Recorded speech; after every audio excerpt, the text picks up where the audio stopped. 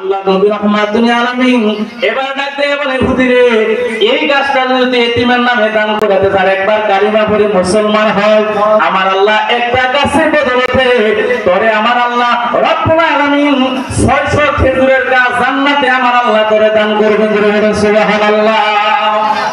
তারপরেও রাজি নয়, তারপরে দিতে রাজি নয়। আমার নবী যখন মুখ মুবারকটা যখন একটু মলিন করে নিলেন আল্লাহর নবীর সাহাবী হযরত আবু লুবাবা রাদিয়াল্লাহু তাআলা আনহু উনি এবার ডাকতে বলেন ইয়া রাসূলুল্লাহ ইহুদিরে বলেন আমার 600 খেজুরের বাগানের 600 গাছের একটা খেজুরের বাগান আছে আপনি ইহুদিরে বলেন এই 600 গাছের খেজুরের বাগান আমি যদি ইহুদিরা দান করে দেই এটার বিনিময়ে এই ছোট গাছটা ইহুদি এতিমেরা দান করে দিবনি আপনি তার কাছে জানতে চান আল্লাহর নবী রাহমাতুল আলামিন এবার ডাকতে আমার ইহুদিরে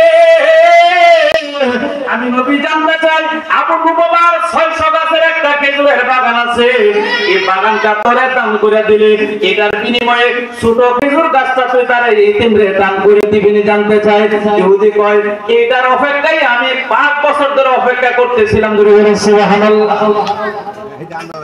আবু লুবাবার 600 গাছের একটা খেজুরের বাগান গাছ ছিল ইহুদি তো অনেক দিন ধরে আমি তাকাইছিলাম এই গাছ খেজুরের বাগানটা যদি আমার হয়ে যেত বা টাকা দিলে যদি এটা আমার কাছে বিক্রি করে দিত তাইলে আমি এটা কিনা দিতাম অনেকদিন ধরে অপেক্ষা করতেছি কোনোদিন যখন হয় নাই আজকে যখন সুযোগ পাইলাম আজকে কই জান আমি এই 600 খেজুরের বাগানের গাছটা পুরাটা যদি আমার নামে এই আবু লুবাবা লেখা দেয় তাহলে আমি এই খেজুরের গাছটা এতিমের নামে পুরা সম্পদ রয়ে দিলাম পুরা জিনিসটা দেওয়ার পরে হযরত আবু লুবাবা ডাকতে কয় ইয়া রাসূলুল্লাহ দেরি করতাম না দেরি করা যাবে না আপনার মুখটা মলিন হয়ে থাকবে আমি আবু লুবাবা আপনার নবীর সাহাবী আমার সামনে আপনার মুখটা মলিন হয়ে থাকবে আমি সহ্য করতে পারবো না আমি তাড়াতাড়ি বাড়িতে যাই ইহুদের দলিল পত্র যা আছে আগে তারে দিয়া তারপরে আপনার নবীজির কদম মোবারক হাজির হইবে ইহুদিরা ধরে নিয়া আল্লাহর নবী রাহমাতুল আলামিনের সাহাবী হযরত আবু লুবাবা রাদিয়াল্লাহু তাআলা এবার বাড়িতে গেলেন বাড়িতে যাইয়া ডাকতে কই বিবি রে ও বিবি আমার সন্তানগুলা কই আছে তারা খেলাধুলা করতে গেছে তাড়াতাড়ি তারারে নিয়ে আয় কেন বাড়ি থেকে বাহির হয়ে যাবে কেন গো স্বামী বাড়ি থেকে বাহির হবো কেমনে এই বাড়ির মালিক আজকে থেকে আমি না এই বাড়ি এবং বাগান পুরোটা আমি বিক্রি করে দিলাম সুবহানাল্লাহ।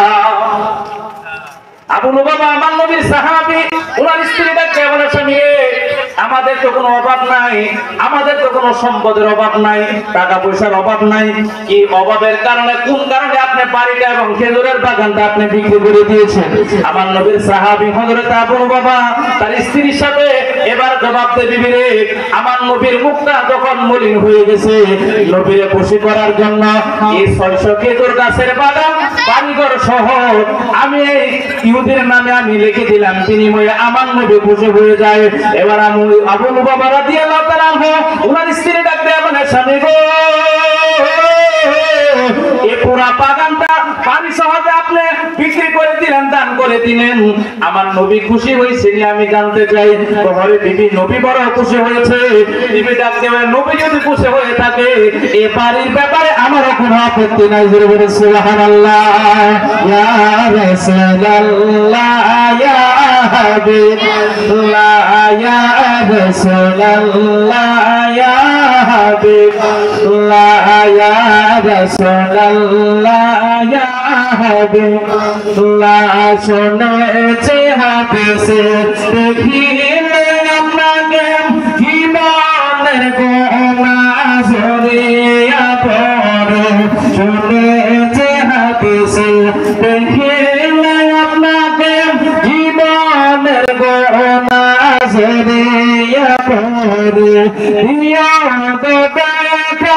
দয়া করিয়া ইয়া রাসূলুল্লাহ ইয়া হাবিবাল্লাহ ইয়া রাসূলুল্লাহ ইয়া হাবিবাল্লাহ ইয়া রাসূলুল্লাহ ইয়া হাবিবাল্লাহ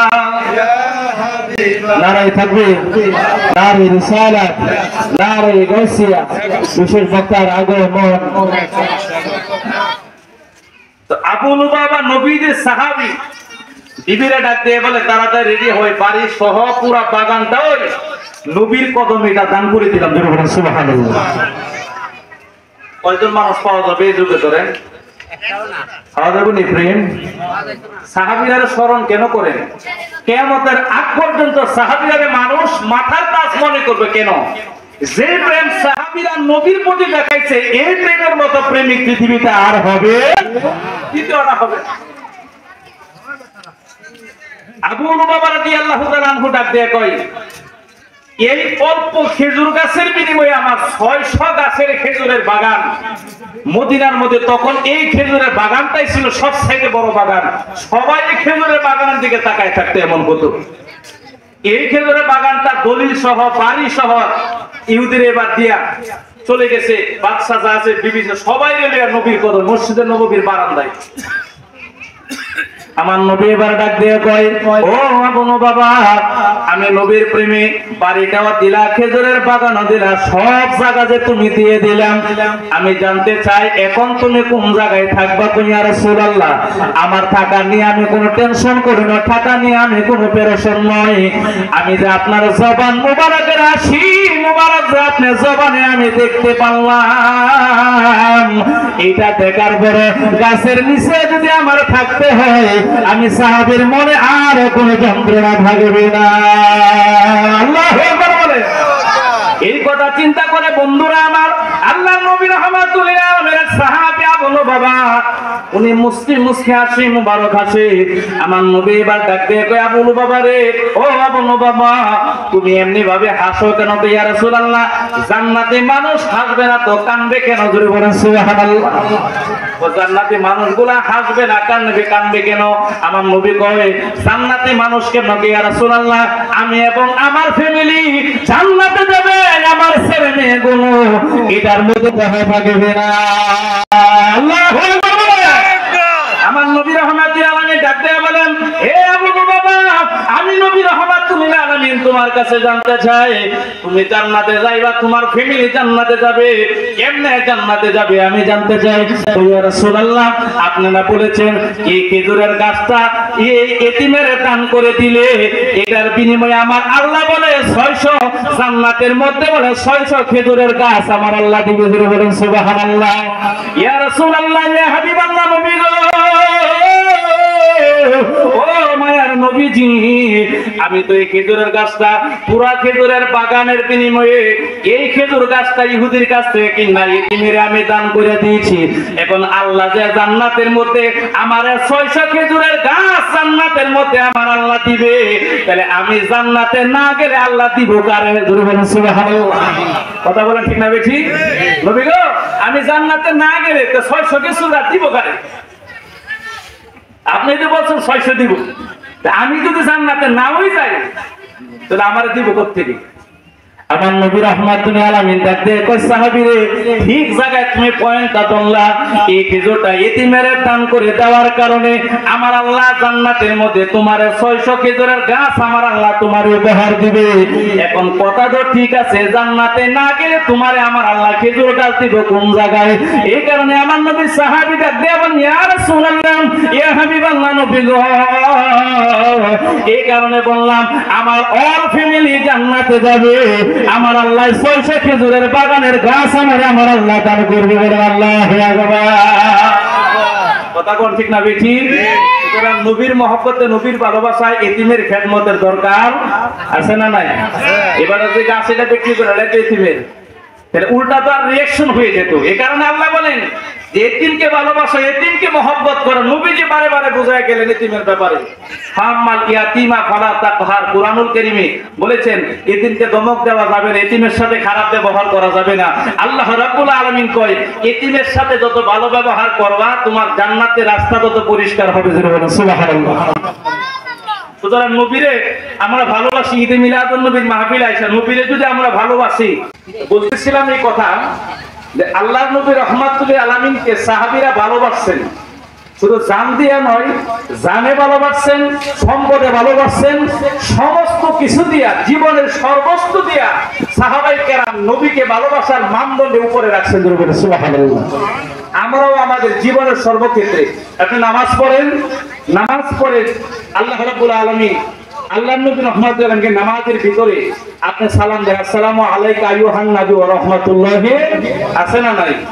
যখন এই সালামটা নবীকে দেন, ইমাম গাজালি রাহমাতুল্লাহ আলাইহি বলেন ওয়াহাদুর ফি কলবিকান নবী সাল্লাল্লাহু আলাইহি ওয়াসাল্লাম ওয়া শাকসিল কারীম আসসালামু আলাইকুম ওয়া রাহমাতুল্লাহি ওয়া বারাকাতুহু বলছেন, নবীকে যখন আপনি আসসালামু আলাইকা আইয়ুহান নবী সালাম যখন দেন, আপনি মনে মনে ধারণা করেন আল্লাহর নবী রাহমাতুল আলামিনের দিকে নিজের মনটাকে আপনি রুজু করে ধরে। সুবহানাল্লাহ। এই কারণে খাজা গরিব নওয়াজ আজমিরি চান্দিরি, খাজা গরিব নওয়াজ উনি বলতেন যে আমি যখন নামাজ পড়ি আমার এই কপালটাকে আমি কাবার দিকে রুজু করে রাখি আর মনটাকে আল্লাহ নবী রাহমাতুল আলামিনের রওজার দিকে করে রাখি। সুবহানাল্লাহ। দুটোটা দিনে আল্লাহ এবং তার রাসূল দুইজন যাতে আমার নামাজের ভিতরে অবস্থান থাকে, এই অবস্থান, এই নিয়ত, এই মাকাসাদগুলো নিয়ে সঠিক পন্থায় আমরা যদি নামাজগুলো পড়ি, তাইলে হবে আসসালাতু মিরাজুল মুমিনিন। এই নামাজগুলো হবে মুমিনের জন্য মেরাজ শরীফ। সুবহানাল্লাহ।